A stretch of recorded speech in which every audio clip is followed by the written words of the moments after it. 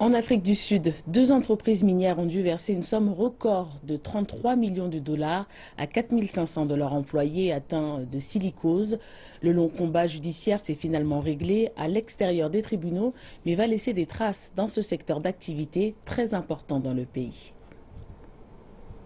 La somme de 33 millions de dollars sera placée dans un fonds consolidé et redistribuée selon les dispositions prévues par la loi sur les maladies professionnelles des mines.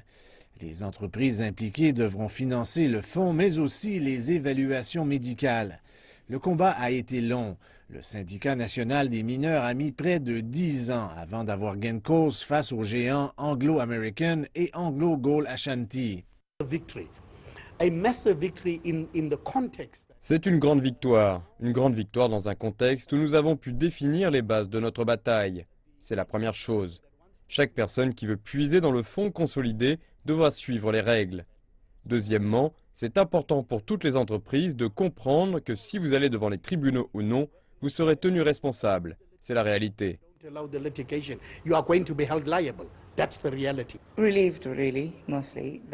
Nous sommes soulagés parce que nos clients pourront obtenir une compensation.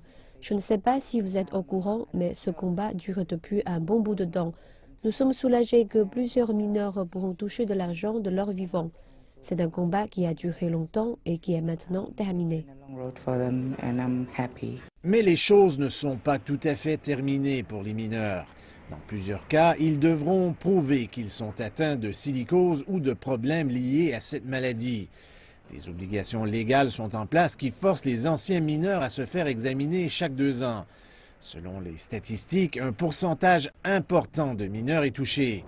2000 dans la province du Cap-Occidental et environ 1000 au Lesotho. Le système s'est pratiquement effondré, particulièrement dans le Cap occidental et au Lesotho. Donc, un grand nombre de mineurs n'ont pas été examinés et n'ont pas de preuves qu'ils ont contracté la maladie.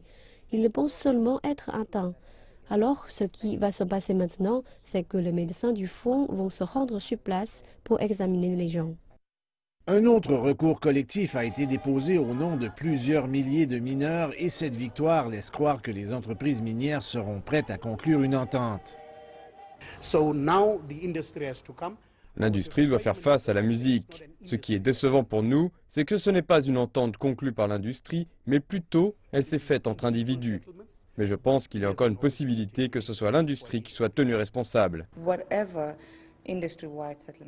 Peu importe le genre d'entente qui sera conclue, elle sera bien accueillie parce qu'elle va réellement aider les anciens mineurs. Peu importe le résultat, 4500 anciens mineurs et leurs familles recevront une compensation. Les mineurs africains, pas les sud-africains, les mineurs africains n'ont toujours pas de dignité à offrir à leurs familles, parce qu'ils vivent dans une pauvreté abjecte, dans la douleur et la souffrance. Nous avons maintenant une chance de nous attaquer à ce problème. Nous voulons qu'ils puissent regagner leur dignité. Il s'agit d'une bonne nouvelle pour les mineurs, particulièrement pour ceux qui ont dû laisser leur famille derrière eux.